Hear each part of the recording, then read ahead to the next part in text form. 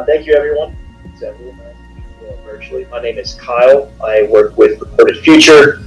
I've been involved in cybersecurity now for just over a decade.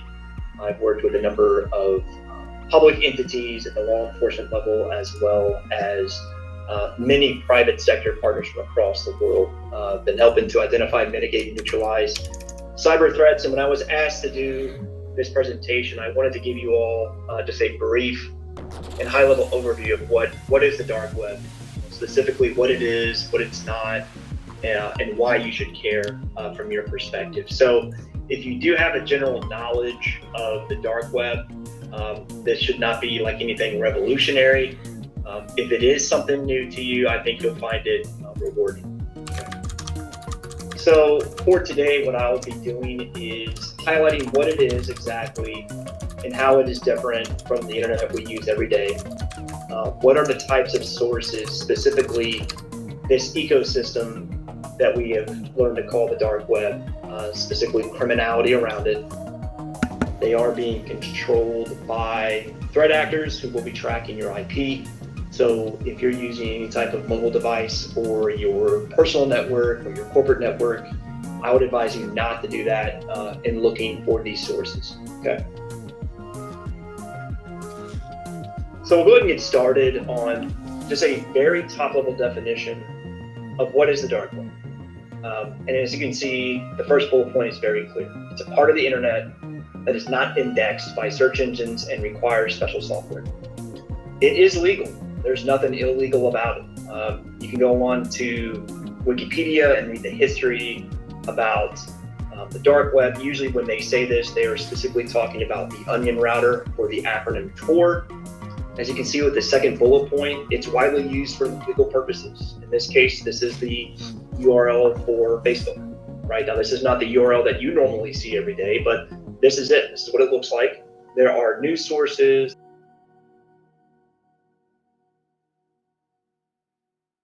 There are media sources. There are all kinds of websites that would be on the dark web. Personally, myself, I don't like the term dark web. It's more of a media term. I refer to it as the criminal web because what it is it is a platform that is designed for obfuscation purposes. But criminality is also on the internet that we use every single day. So it's not reserved just for the dark web. For today's conversation, I'll be talking more from the criminal web perspective, and I'll really dive into more about like why we see so much cybercrime on the dark web. All right. So what is the main difference here? When I say the internet every single day that we use, you'll hear me say words like ClearNet today. This is serviceable. This is ingestible with search engines. This is all of your major logos, everything that we use every single day. I think it is on average, the average American visits around 15 websites a day. So if you think about it, your digital footprint is not really one that's too big, right? But then when we talk about the dark web, particularly the criminal web, we're talking about that special access, right? So the most popular one is called Tor. There's also one that's called the Invisible Internet Project, I2P. This is also legal, but that's more peer-to-peer sharing, right? The takeaway here is on the right side of the screen. We can see these are certain logos maybe you've seen in the media over the years. Alphabet was taken offline back in 2017. Liberty Market has gone up and down. Exploit.in is the most popular Russian language forum right now. We'll talk about initial accesses here in a little bit. But just know that something like Exploit.in is actually the ClearNet. I mean, you have to log into the forum to actually use it. And you have to pay to play to access it, but that is not on the Tor network. That is ClearNet. I mean, they do operate a .onion, but it's also accessible on the ClearNet, right? And the main goal when everyone talks about the dark web is obfuscation, right? By using the onion router, you are deliberately hiding your activities, right? So when you think about Tor, this has been around now for about a decade in the terms of like this visual here. This is in a nutshell how Tor actually works, right? So you first have to download the software, and then to use it, you are basically bouncing your IP around so that it comes out to Bob on the right-hand side of the screen. So you, the user, would be in the top left corner, and then you would bounce around and be able to come out as not your IP address, right? So think of it kind of like a VPN, but in a way you are using software to access websites that are not searchable on the clear, right? Okay. Now, something like peer-to-peer is just simply when you download something, you are now part of the network, and your machine is going to host different items. That doesn't really work. That does not work with Tor. You're simply just using software to access parts of the internet that is not searchable. Okay, that's the main takeaway, right? Encrypted communication cannot find your IP address, and all of this is designed to hide in plain sight. Yes, there are ways in which, like you hear about the great firewall in China that you can't access Tor, but there are means of accessing the Tor network in China, in Russia, and that's really kind of what it's become, is this way of obfuscating around government controls. And that's why you have like Facebook websites that are accessible, right? So once again, the dark web is illegal. It's just a very good platform for criminality because it obfuscates activities. It's not easy to find. That's why these websites are not easy to take down by law enforcement, because you factor in things like bulletproof hosting services where the IP can't be pinged down to a specific server. It's very difficult to do. And when they usually do take down a website, it takes years of investigations and sinkholing and a lot of collaboration with numerous international law enforcement partners. So as easy as it is, like, why can't we just take down the website? It's like, well, we first have to find it, and then you first have to find the server that it's on, which can be very, very difficult to do. So looking specifically at the criminal web, I think it's important to outline its ecosystem. I've been saying this word for years because it is an ecosystem. It's mainly made up of 3 components with a 4th one that's come into fruition within the last, I would say probably 6 to 7 years. The main parts of it are the marketplaces, shops, and forums. On the right side of the screen is your typical forum. I think we are all very familiar on what a forum is and its purpose. Mm-hmm. It is a messaging board. It's a billboard. It's a way people advertise things. Marketplaces, they've been around since 2003, 2004. The most popular one was Silk Road back in the day. Ross Ulbricht was the original founder of that. That was the first mover. Think of Silk Road very similar to Bitcoin, where it was the first of its kind, and it was so successful that it has launched into this massive mega system of people creating new marketplaces all the time, right? These are the Walmarts of the criminal web. I mean, as of right now, there's at least 24 active marketplaces. Over the years, there's been hundreds. Some of them are seized by law enforcement. Some of them do what are called exit scams, where they will host the service for a while, and then all of a sudden they just stop their operations. They steal all the cryptocurrency, and then they just go away. And then the last one is the shops. So think of the shops as being more specific with a type of commodity, right? The shops gained their fame specifically with compromised credit card information that has now gone into things such as compromised credentials and login information. We'll talk a little bit about that here. The second bullet point is the 4th part of the ecosystem that is legal, and we use it on a day-to-day basis. Telegram, Signal, Kik, Wicker. This is just end-to-end encryption, right? WhatsApp, I would even put into this messaging platform world, right? Okay. What is happening here is criminals are using this for instantaneous communication. It's text messaging. It is their way of migrating from a marketplace or a shop or a forum into doing direct negotiations. They want to fill you out. Do you know how to use Monero, which is a type of cryptocurrency? Do you know how to use Bitcoin correctly? Who are you?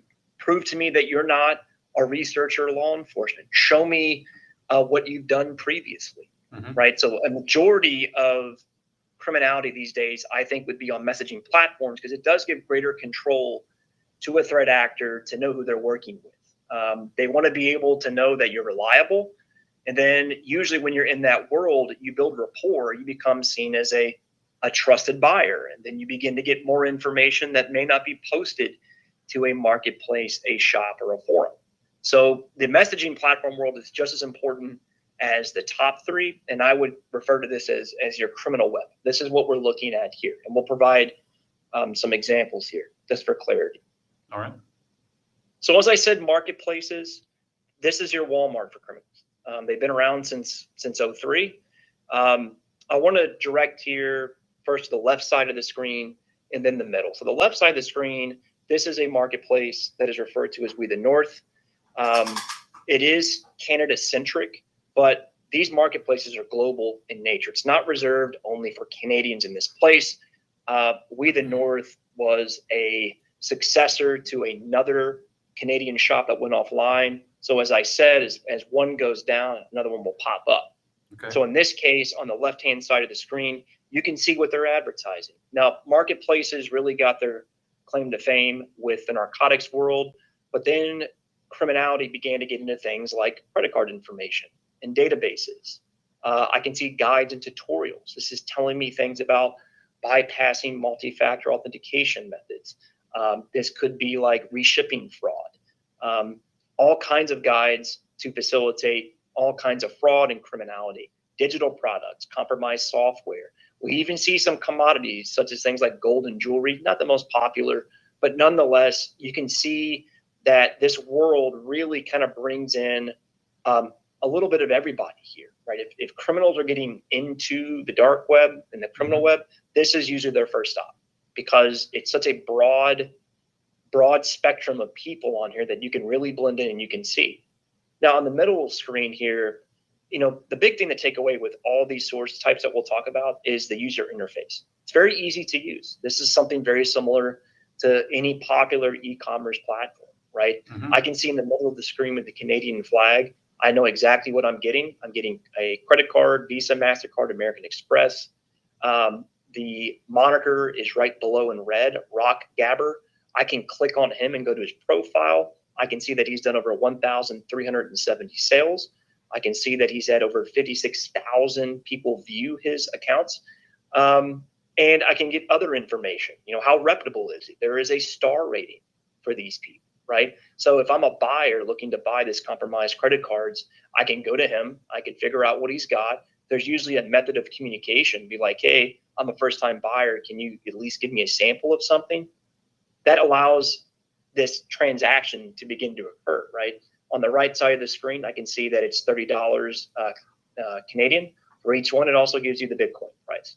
So a lot of these marketplaces do use things like Bitcoin, but we do see with the more advanced criminal source types, they use different types of cryptocurrency that is far harder to trace. Things like Litecoin, Ethereum, and even Monero, which is the most difficult to track. Okay, so here is another example of another marketplace. Now, on the left side of the screen, we can see this one is more narcotic focused, totally fine. You will see in here, you can see fraud in there in the middle part on the left-hand side. You can see what else is in here. Digital goods towards the top, the fifth bullet point down. But once again, look at the interface. Very easy to use. Price on the right side. I can see the credibility, 93% excellent for a vendor. In the middle one there, 51%. So maybe I don't want to buy from this guy. This guy looks to be pretty poor. 100% for the very last one, right? So this is another marketplace that caters more towards the narcotic side, but nonetheless, I do see fraud in there as well. Now, shifting here to shops. So shops are similar to marketplaces, but focus on specific commodities. Now, in this case, this is one that is specifically focused on credit card information. So directly in the middle of the screen, I can see the threat actors and the operators here are telling me that they have uploaded new bins, new databases. I can see dates, January 10th. You can see social security numbers are mentioned within certain bases. There's all kinds of things here that immediately draw to my attention that if I'm a buyer here, I'm looking to see like how fresh is the data. Right. Once again, the user interface on the left-hand side, I can check for credit card verification values, CVV. I can check for database dumps. I can check for credit cards that contain social security numbers, dates of birth. You will also see on carding shops checkers. So what that is a built-in tool within the shop that once I buy a credit card, I can check it with their internal tool to make sure that the card is actually still valid. If it is not valid, it then will actually come out as void, and then usually you get a refund, and then you can go out and you can buy another one. So once again, customer service. It's like, I don't want to sell you something bad because then you're going to give me a bad rating and people will stop coming to me. So if you did me a favor by checking that this credit card is expired, I'll give you your money back. Because there's thousands of credit cards on a shop like this. And once again, the user interface, very easy to use. I can tell exactly what I want. If I'm looking for a compromised Visa card in Canada, and I'm looking for a social security number and date of birth, which are the 2 plus signs on the middle right side of the screen, I can see exactly what I'm getting. I can check the BIN number on the left side of the screen. It tells me what kind of card it is. There's debit cards on here. There's credit cards on here. It tells me the level, what type of card it is, expiration date. So a lot of really valuable information here that you can see as a buyer, right? And then on the right side of the screen, there's your prices, $20. Sometimes they're $10. Very quick and easy. So if I'm a threat actor and I'm looking to, blend in with someone from England, or that's my persona, then I have one right there in the middle of the screen that I can buy. I can buy a Visa card and I can begin my fraudulent activities. Now, another shop that's very popular today, this is called Russian Market. This is your compromised credentials. There was a law enforcement takedown last year on Genesis Store, which was all of your login information for your accounts. So how does this shop differ from a credit card shop? So this is the result of an info stealer infection. So info stealers are designed to steal your cookies. They're designed to steal your login information. Once your machine is infected, every time you log into an account or you have accounts that are unlocked, this will actually harvest your information, and then it will populate to this website with all new accounts. So on the left side of the screen are the actual types of info stealer variants: MITRE, Redline. Also on this side, there's about 6 or 7 total. Rise Pro is there. Raccoon is there. There's a lot of info stealers that are very popular, and the administrators of this source are actually working with the developers to get fresh logs. So once again, if I'm a criminal, I can identify if I want to target someone in Vietnam or someone in Indonesia. Every country is represented here. The United States is all over this website. In the very middle of the screen, if I want to look at, I can search on this website, facebook.com, and it will give me every single listing that includes a facebook.com compromise in it. So you can see here in the middle screen here, if you were to click show more at the end, some of these compromises will have over 500 accounts for every single listing. And that includes username and password information. So you can get in there, you can take over the account, financial information, social media, billing information, medical records. All of that is in here for a compromised account. Even things like with your corporate accesses, things like Citrix, things like Okta, very sensitive information. Threat actors know to go to this site to actually look for things like Okta dot whatever, admin dot whatever, the very critical admin access, right? There are threat groups like Scattered Spider, who were behind the MGM Resort recent breach last year, right? They did social engineering, and they also do this here. You bet you ransomware threat actors are on sites like this to look for an initial access, in this case, a compromised credential, to get into a system where they then can tunnel their way through, get into more sensitive information, and deploy ransomware, another type of malware. You bet you that nation states are on sites like this, APTs, right? They're looking for that compromised if they're specifically targeting a company. All they have to do is find the URL, know what the company is, go to a site like this, see if there's any compromises, and see if that's what they want. And on the right side of the screen, $10 is all this is costing. So think about that, right? Last year, I think the ransomware victim that we know of total was over $491 million. Some of that probably came from sites like this. All that for $10. It's really hard to believe. But this is part of that criminal web that is really leading to ransomware, malware infections, things that are really grabbing headlines. Now, forums too. These are your messaging boards. Advertisements happen here, communities. These are groups of like-minded people. Once again, easy user interface. Top of the screen, I see leaks. Click on leaks. Left side of the screen, databases, leak markets, dehash combo list. email addresses, passwords, all of that just being shared. They do sell on these as well. People usually on forums will then ask other users to reach out to them to have, that negotiation process, communicate with them, fill them out, and that's where the messaging comes in. Okay. This is arguably one of the most popular, probably ClearNet forums right now. This is the third success of raid forums, which was taken offline. The admin was arrested, then it became breach forums. That administrator was arrested, and now we are at breach forums too. So as you can see here, once again, if I'm looking for databases, bottom of the screen related to Turkey, if I'm looking for other information related to things like foot district database, I can click on that. I can figure out what this stuff is. The forums are a place to advertise. I would say mainly compromised credentials, databases.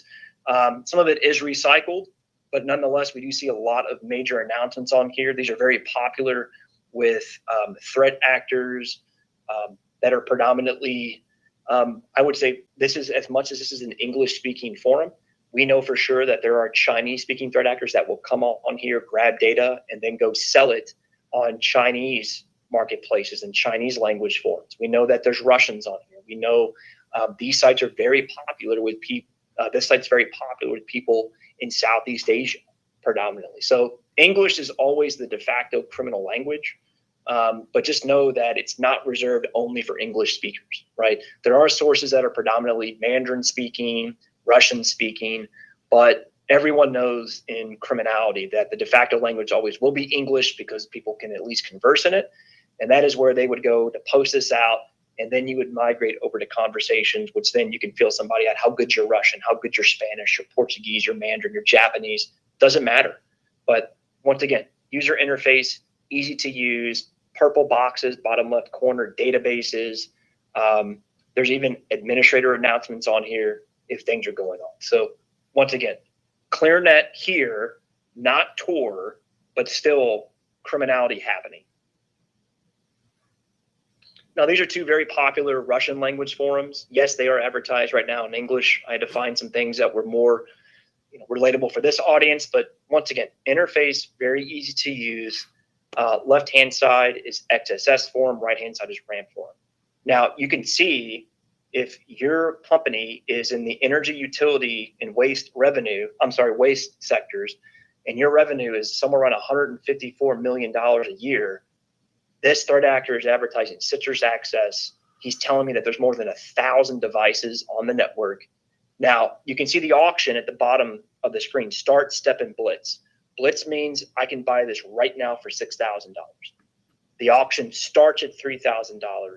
And for everyone who wants to bid on it, has to be an additional $1,000. Once again, very easy to use here. And these things sell almost every single day on the criminal web. Right side of the screen is RAMP. So you can see here, we have an Israeli entity unnamed, compromised RDP access with a revenue of 35 million. They're in the financial sector. Their antivirus is Defender, and the price begins at $2,000. So just enough information for me to say, okay, I'm interested in this, but I don't know who it is. And the threat actors will never tell you who the company is, because if they do that, well, then they burn that potential access, right? If there's a defender on here who hypothetical works for Microsoft and says, oh, look, they list Microsoft as the victim, well, then people at Microsoft are going to go through, they'll look at their citrus accesses, figure out if there's a compromise or anything suspicious going on, and then isolate that account if they can find it. But you can see here, this is very popular. And once again, this is usually where you see your ransomware and malware threat actors most active here. This is your entry point, right? Proper 12 and Blackfield are the two monikers. This is what we would call initial access brokers. They're selling an access method into a compromised network that can be used for malicious purposes. Now, the last part here is the messaging platforms. Let's talk and advertise. Left side of the screen here is a money laundering service. This is actually collected and screenshotted from the Recorded Future platform. You can see what they're offering here, money transfer services, the specific brands that they will do, and then what they're charging for it. $10 for $600. small stuff here, but quite popular, right? If I'm looking to move money around and I'm more of a technical criminal and I don't want to, expose myself, I'm going to go to someone that really knows how to launder money or wire transfer services, right?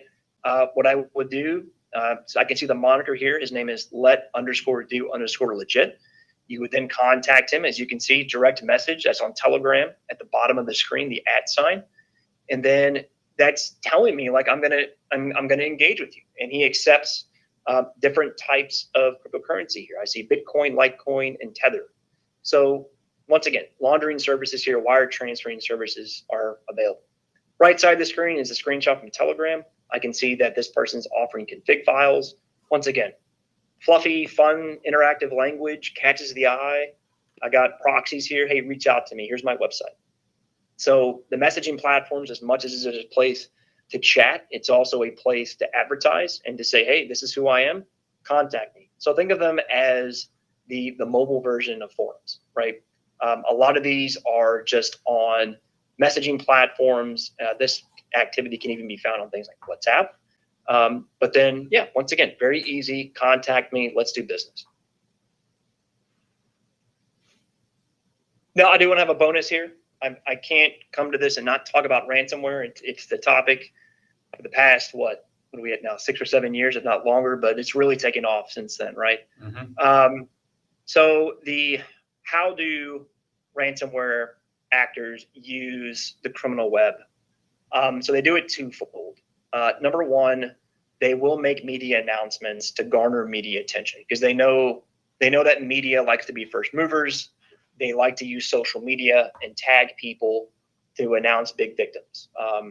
It's called big game hunting, right? They like to go after big brands that draw attention, but also with the use of the extortion websites, right? So the double extortion model became very popular with a group called Maze. This was a few years back.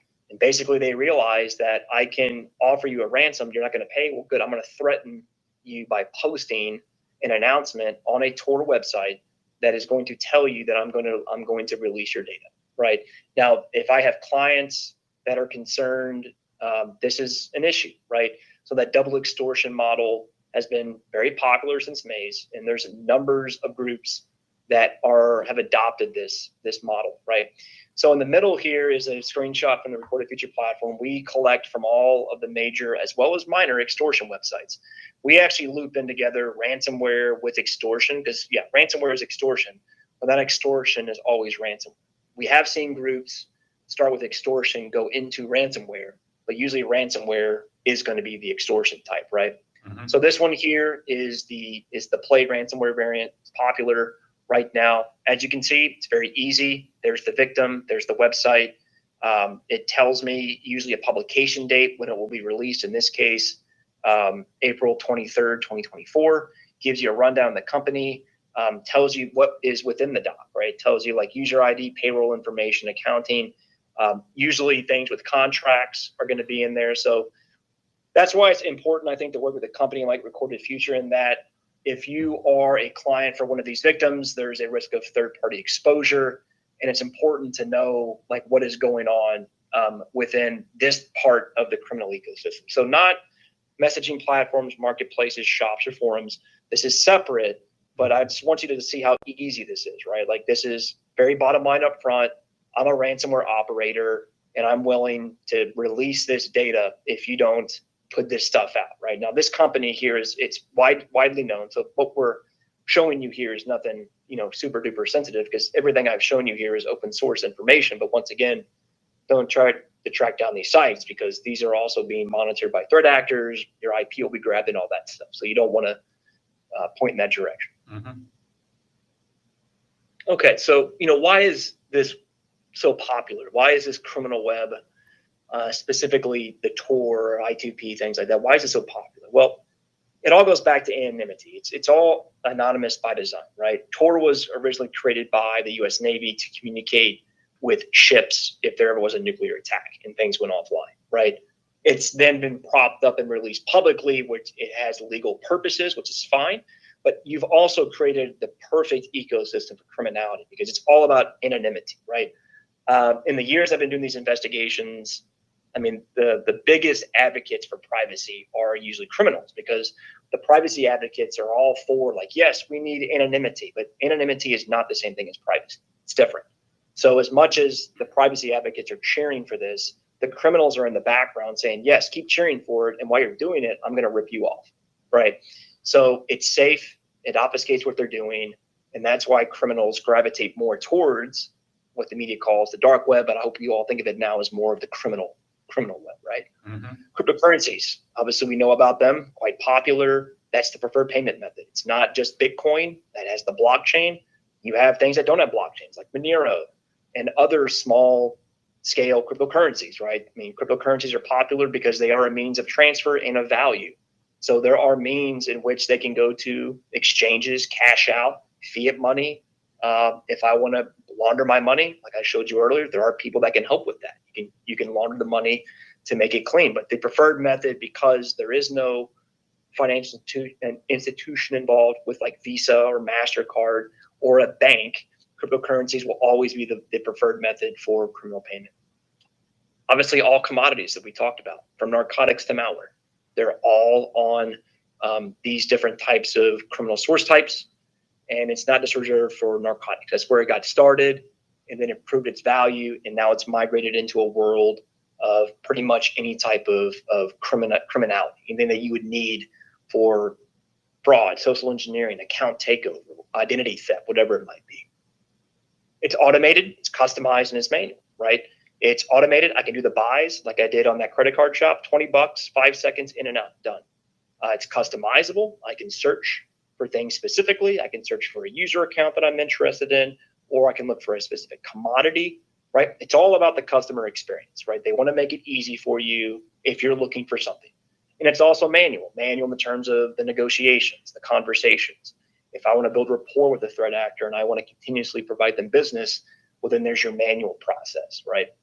It's a well-designed ecosystem, and then you factor in the encrypted messaging system. You have a perfect ecosystem to facilitate criminality. So these were asked to me before the presentation, and I just want to be very bottom line up front here with this, right? So as an individual, do you need to, I wouldn't say worry. I don't like the word worry because I'm a firm believer that calm breeds calm and panic breeds panic. And from my experience, I will always approach these things as calm. Like, yes, cyber incidents are real, attacks are real, but just know that as of right now, it's still a human involved. It's not AI just yet. I hope it doesn't get to that. If it does, it's going to be really hard. But as of right now, it's like, do I need to know about the dark web? I mean, of course you do, right? And I've explained to you like what it is, how it's outlined. It's legal. It's also has illegal components to it. But it's there. It's a real thing, right? How can you protect yourself? I could spend the next hour just going down that, right? I think certain things are quite easy. Don't click on the link. That's usually how info stealer infections happen. If you receive a suspicious alerts on like whatever your corporate communication is, Slack, whatever. Hey, click on this. I need you to check on this. Hey, can you change your Okta credential logins? Those are, I think common sense is good, but the problem with common sense is it's not too common, right? But just taking the time, slowing down, asking yourself, does this look legit? Is there urgency? Why is someone asking this? Does my bank send out notifications like this? That's where it's important just to kind of stop and think. And there is truly no such thing as a dumb question. I think it's when we don't have humility, that's where you get into trouble, right? Ask questions and be able to, inform yourself. I mean, the red in the bottom is most important. I would say intel is power, but knowledge is power. Read up on this stuff, right? I mean, Bleeping Computer is an excellent media source. Our sister company, The Record, that's our media branch for Recorded Future. Excellent information on a daily basis, like what's happening in the cybercrime world, in the nation state world, what's happening with policies, regulations. It's a great website. ZDNet is another one. All of the vendor blogs are fantastic. Sentinel-1, Flashpoint. I mean, obviously, Recorded Future is wonderful. Like, just familiarize yourself on what's happening so that you stay abreast to it, right? As a company, do I need to know about the dark web? Of course you do. Same thing as like an individual. How can you protect yourself? For the same reasons above. But usually on a corporate level, you're dealing with a larger attack. surface, devices, mobile devices, different logins and things like this. It's really strong for your CISO to stay abreast what's going on.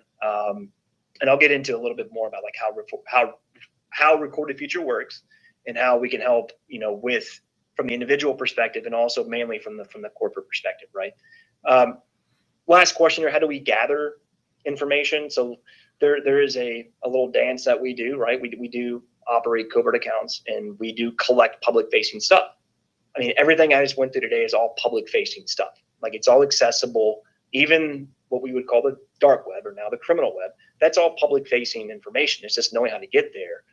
So that's what we are collecting from, or all the public stuff. Now, when it goes into a conversation that's private, that's encrypted, we can't collect that, nor can anybody collect that. But that is a great way of gathering intelligence, and that's part of what our team does. Is we want to be able to gather insights that aren't always made publicly available to really make those connections that are important for investigations and to assist our partners. Providing that extra layer of light to like what is actually going on with a specific moniker. Is what this person is selling, is it a victim, whatever it might be, what company. That's really where the true intelligence is going that extra effort and really engaging with the threat actors to kind of figure out that information that's not publicly available. So the Recorded Future pitch here is, what's the benefit? First off, robust collections. We collect from thousands of just criminal related sources, and that's just criminal. I mean, my sister team's an Inscape group. That's our research arm of Recorded Future. I'm with the Advanced Cybercrime and Engagements team. There's a total of 8 teams within Inscape group. We also have another team that does specifically payment fraud. So you factor in all these different teams that are doing geopol events, disinformation, misinformation, nation state investigations, reverse engineering on types of malware and ransomware, writing Sigma rules, snort rules, Yara rules, detection rules. All that comes into Inscape group and really paints Recorded Future as not a cybersecurity company, but an intelligence company, because they're all connected. Like what happened in Russia in 2022 after the invasion of Ukraine, we saw criminals migrating heavily into selling Western credit cards. Why? Because of the sanctions. So that geopol event impacted criminality. Lockbit, which was taken offline a few months back, that has been a massive impact in the ransomware community, right? But that then fills the void of where and who are the big players now, right? It's those geopol events that really shake up criminality and kind of see where they're going. So the company like Recorded Future, you get access to information that we do with criminal dark web collections, special accesses that you have to pay to play, and all that's accessible on the platform. So you don't have to worry about doing all these investigations yourself. My team is going through and we're finding all these new sources on a daily basis, and we're confirming legitimacy of threat actors. Are they low credibility? Are they high credibility? Are they moderate credibility, right? And giving that intelligence out to avoid the panic when they do make the headlines, right? Second bullet point, we're trained, we're experienced professionals. We've been doing these for a long time, engagements, buys, and reporting, right? Clients are safe. You're getting the bottom line information. It's our mission is to identify, mitigate, neutralize cyber threats, but we do that objectively with evidence. We don't have opinions. In our world, criminals are doing activities, and we accurately report on what they're doing. And we do that with covert personas, right? We have to figure out how to access these sources. There's a lot sometimes where you have to talk to people to gain entry into these things, right? There are language skills used. There are technical skills that are used. If you're going to come across as a technical threat actor, well, you better appear that way, right? We acquire data through intelligence that is not collectible. We identify the TTPs, the trends, tactics, and techniques, like what's going on. From a criminal perspective, we identify 0 days in-day vulnerabilities, new attack vectors that are coming out, right? These are things that people share information on criminal sources, because just like us right now, we're talking about, how to prevent cybercrime and things to, help your environment out better. Well, they're also sharing information. There's a new 0 day that is announced publicly. You better bet they're sharing it in Russian, and they're sharing it in Chinese, and they're sharing it in Persian. All of it. They're like, hey, go out there and check this out. There are people that will sell 0 days, and that makes its own tread within the community. So just know that working with a company like Recorded Future, you get access to all that information via the platform in a very safe way, right? And then we do also offer some customizable services. We can look into specific things, and then obviously like the long-term monitoring. And I think that's sort of the real big benefit, because the criminal web is so large. Our team can't see everything manually every single time. So with those collections, you can set up alerts for your company URL, subdomains. You can set up very specific things like okta.amazon.com, like something very, very specific. And then every time it's mentioned on a criminal source, you will get an alert on it. So obviously the more specific, the better, but it's through those collections that give you that power of the intel to know like what it is, how do I action it, what are the mitigations here? And then you can always reach out to a team like mine and say, hey, we have a situation here. What do you advise? Right. So just know that you get subject matter expertise here, and you get exposure into a world that can be very unsafe for people if they wish to do this on their own personal devices. That's all I got. Jim, thanks for the time. I hope this has been, informative. I hope it's been enlightening, not scary, right? I don't want to bring any panic to anything like this. I mean, it is a big issue, but just know that there's a lot of good defenders out there, and there are people that are doing what we can to protect this thing that we call the internet and our digital world. But I hope that's an informative presentation for you, and I will now open the floor up for questions. Yeah, no, that Kyle, we're getting a lot of thank yous in the chat. That was very informative. Yeah, it's great to know. Yeah, it's not just the dark web, but the criminal web, which is operates out in clear text, as well as behind Tor routers or other things, and then inside of messaging apps where nobody can really see if they're encrypted end to end, and nobody has a way to tap into that. So really, thank you, enlightening us. Give us that information so we know more about it. We don't have to be scared of the boogeyman, and we can take stances on our own to try and protect ourselves. And if we work at a company that needs this kind of service, we at least have a name in mind of who we can call. Looking through the chat for questions, yeah, definitely so many thank yous going by. Got one question from Tony Lee Maitland. How can we get involved? I mean, if there's are there places for, say, open source threat hunters, or I don't know, how does it work? Is the question more geared towards how do I get in this industry, or is it centered around when you say like open source investigators? Are you talking like fusion centers or like messaging platforms to share information? What do you mean by that? Let's see. Tony says he doesn't have any cybersecurity training yet. He's a web developer, but he'd like to get involved in the cyber field and help protect the internet. How can he get started in cybersecurity? And Tony's a she. Sorry. How to get involved in the cyber industry and help protect the internet. Thanks, Tony, for the question. So you're talking to someone that has a master's degree in economics. I got my start in cybersecurity over 10 years ago, doing more translation practice with certain Chinese threat actors. But I really enjoyed the analytical world and the interconnectedness of everything, right? It's not just someone like the moniker Proper 12 selling a citrus access. It's more of like, why are they doing it? How reputable are they? I don't think this is a industry about theory. I think it's important to know how the internet works. I mean, what I did today is just, 0.05% of talking about the internet. I mean, networking is a much different thing. I always advise people to, like, if you want to get started in this world here, familiarize yourself first off with open source, I would say media sites, right? The Record, Bleeping Computer, just kind of like read and understand the lingo, like what's going on there.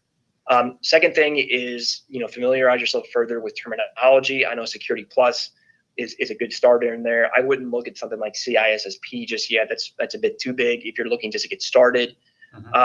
But in this world, I think to succeed is to have a creative mindset, analytical thinking, to be able to connect the dots, and to be patient in this, because some of the best advice I was ever given about cyber investigations is that it is for the committed, not the curious. And I believe in that, right? Yes, curiosity is important, but these investigations take a lot of time, especially if you do begin an engagement with the threat actor. You're throwing in things like time zones, you're throwing in personalities, your persona, your own safety, OPSEC. What are you going to do to make sure you don't get identified? Because if that's the case, they will let other people know who you are, where you're calling out of. So yeah, I mean, there's a lot of different ways to get started within this, but I think just familiarizing yourself with general cybersecurity on the websites to know like what's being talked about. So if you were to have an interview in the future, you could at least talk about what's going on. Use correct terminology. Like every sector, there's language, right? Medical has their own language, finance has their own language. So does cybersecurity, right? And understanding, what are the big things of the day? Familiarizing yourself with like groups. Like criminality is just one nugget of threat intelligence, right? Disinformation is a whole other bear. I don't even touch that stuff. The nation state stuff is really detailed research, right? So it's also important to know like what kind of field you want to get into and what's most rewarding, because then that will then point you in a better direction. Because general threat intelligence, for that matter, cybersecurity is a very, very broad field, right? I'm not a technical person. I'm not a deep networker, but I understand all of that. And I understand when people advertise things like RDP and Citrix and compromised accounts and, tunneling and understanding, obfuscation techniques. Like those are all very important for my job. So to know that is really powerful. So, once again, familiarize yourself with media, know the terminology, know the language, and I think it's a really good first base. All right. No, awesome. And members have been posting other places to start getting into cyber, joining local cyber groups, Google certificates on cybersecurity.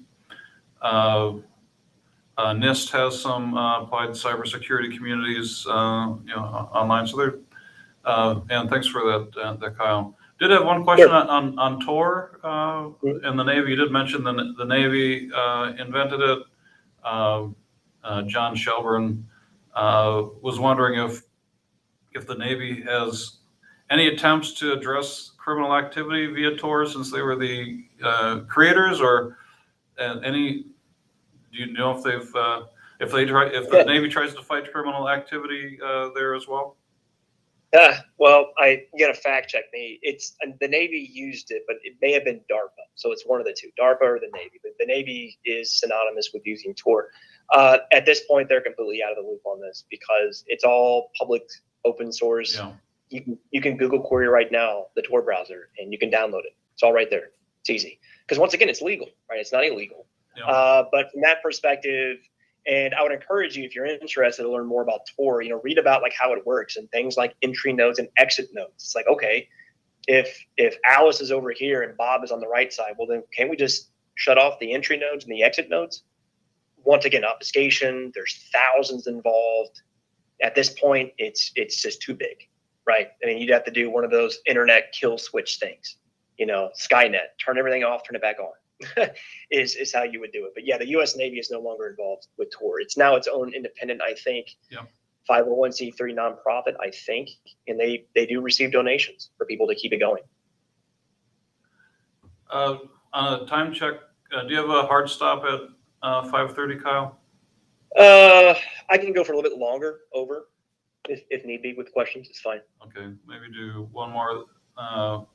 And I know you said you could talk an hour on this, but a few people, John and Chilov, they've maybe gotten emails that they've been part of a data breach, or their email or social security's on the dark web. Is there any short and sweet things to try and protect yourself from action that could happen from those data breaches? Yeah, so what I'll do is, if let's say the data breach is let's say it's Gmail, for example, it's easy for me to say call Gmail or Google. Obviously, it's a massive company. If it's something like your bank, 100%, right? Customer service is always there. If once again, the thing with like the phishing emails, spear phishing, business email compromise, BEC, that is all designed for urgency. I would even throw pig butchering in there, romance scams. It's all about urgency, building connection, things like that. That's what I mean by common sense, right? If you have not received an email before, ask yourself, why am I receiving an email now, right? Think about that. Usually within an email, you'll see either two things that can be used as malicious infrastructure, which would be the attachment, usually in the form of a PDF, or usually a CSV file, or it will be a link of some kind, right? Yep. Always pay attention for non-native English speakers. If it's clearly from something like Gmail or a larger brand, it's going to be perfect English versus someone who's going to be using scatter, right? So once again, slow down, don't click on things. That would be the best, because phishing is still the most popular attack vector to use, right? Because it's the easiest to do. It's been around for the longest ever, and at the end of the day, the weakest security link will always be the human. Yeah, that's what it's seeming like. That is the easiest entry in. Just have somebody give you their credentials through some social engineering urgency. So I do have one non-technical question that I ask all the presenters. And you've covered probably part of it already with the question on how to get into cybersecurity. But it's, if you were, knowing what you know now about the world, if you were to give a younger person career advice, it doesn't have to be even cybersecurity career advice. If you could go back in time, give advice to your 20-year-old self, do you have anything that you'd recommend? What kind of advice would you give? It's a good question. I have to simmer on this one for a bit. Yeah, you can simmer on it for a second. I'll do a little tap dancing here, because there have been, while you're thinking, there's some other things that people recommended to get. If your credit cards are online, make sure to put your credit freeze on, freeze them all, so it's a little bit harder to steal your credit. Call your banks, and maybe I'll hand it back to you. I just think knowledge is power. Inform yourself, constantly read, treat your brain like a muscle, work it out. Read as much as you can on what's going on, because it's such a vast issue. I mean, you look at things like the logjam vulnerability that happened and like how that just rippled effect, understanding like how that worked, understanding certain backdoors, knowing how the internet works. A lot of people just take it for granted, right? I got a phone in my pocket, I can pull it out and use the internet. Well, what's going on there? Like understanding that those bones, right? So I think just information and informing yourself, and then also life-work balance. You gotta not always take yourself so serious. Gotta unplug. You gotta recharge, enjoy yourself, enjoy life. It's too short. It is work at the end of the day. You want to enjoy it, but life-work balance. I mean, myself, I'm a manager on the team, so that's something I really hit home with the analysts. Is like, look, let's not get burnout. Let's enjoy ourselves. Let's enjoy work, life-work balance, PTO, things like that. I think those are solid. So if we have any, and it's advice for any age, I guess. If we have any college students out there, just early career, and some words of wisdom from Kyle. So I think we'll come to a close on this part of the meeting. Really appreciate the time you put into this, Kyle. Thank you once again. Anytime. This was a real pleasure, Jim. Happy to have helped.